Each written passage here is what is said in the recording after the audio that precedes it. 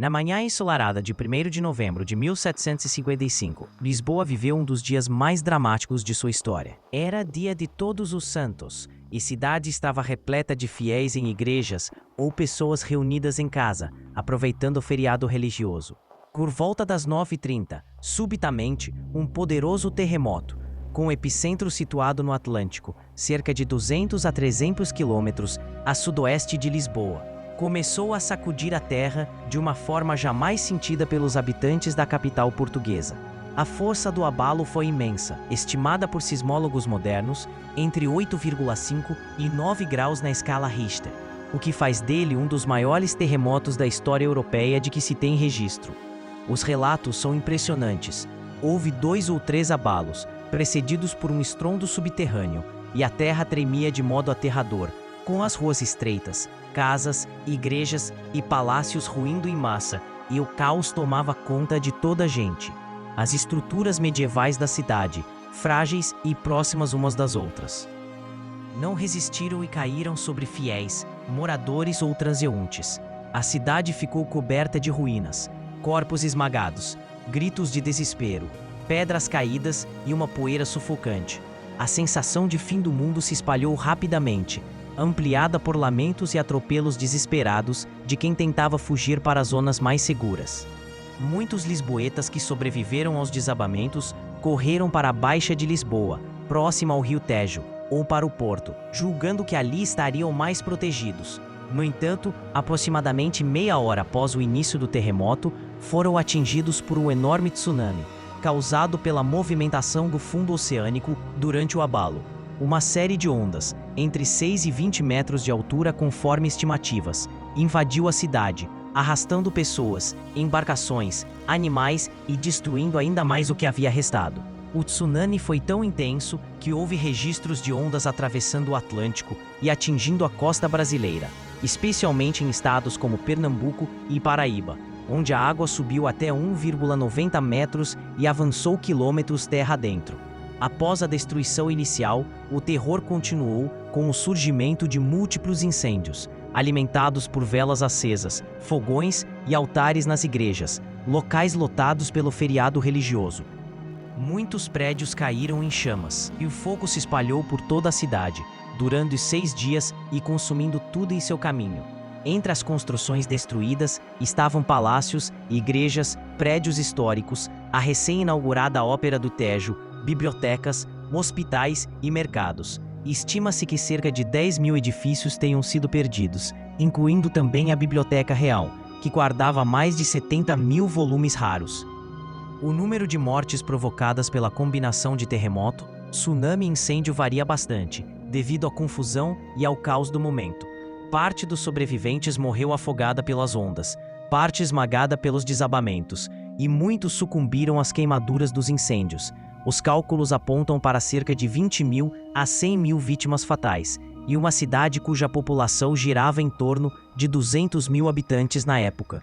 Muitos corpos permaneceram sob os escombros. Outros tiveram de ser incinerados ou jogados no mar, presos com pesos para afundar, numa tentativa da administração local de evitar epidemias e doenças contagiosas decorrentes da putrefação. O impacto da tragédia foi tão marcante que mudou, por décadas, o panorama urbano, social e político de Portugal.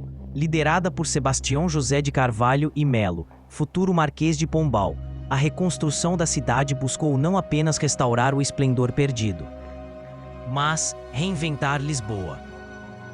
O centro histórico, a Baixa de Lisboa, transformou-se em um exemplo de inovação urbanística, com ruas largas e prédios pré-planejados segundo um estilo especial, o pombalino. Essa arquitetura incorporou estruturas de madeira reforçando as paredes de alvenaria, apelidadas de gaiola pombalina, com o objetivo de tornar os edifícios mais resistentes a novos abalos sísmicos. Para garantir eficácia da técnica, soldados marcharam sobre modelos das novas estruturas, simulando tremores, e verificou-se sua resiliência. Medidas sanitárias foram implementadas e o sistema de abastecimento de água modernizado. Assim nasceu uma Lisboa mais organizada, linear e menos propensa a desastres. Além da destruição física e das perdas humanas monumentais, o terremoto de Lisboa de 1755 teve profunda repercussão filosófica, intelectual, política e religiosa na Europa. Para muitos contemporâneos, a tragédia punha em xeque as explicações teológicas sobre a justiça divina. Filósofos como Voltaire escreveram sobre o evento em obras que discutiam os limites da fé diante da razão. E o terremoto foi frequentemente citado em debates sobre o iluminismo, ciência e religião. A escala da catástrofe, vista como um apocalipse terrestre, resultado da combinação devastadora entre terra, água e fogo, levou a uma onda de questionamentos existenciais e a busca por novas respostas sobre o papel do ser humano diante dos desastres naturais. Lisboa, antes famosa pela opulência de seus palácios e igrejas, transformou-se durante anos em um cenário de reconstrução, luto e reflexão. A tragédia obrigou os sobreviventes a reinventarem a vida cotidiana. O evento contribuiu para acelerar o desenvolvimento de estudos sobre terremotos, maremotos e prevenção de desastres, motivando a criação de sistemas de alerta e técnicas inovadoras no mundo todo. Fora do contexto europeu, o impacto das ondas do tsunami reforçou a interconexão entre o Atlântico e as diferentes regiões do mundo, mostrando como um fenômeno geológico poderia ser sentido simultaneamente em continentes distintos.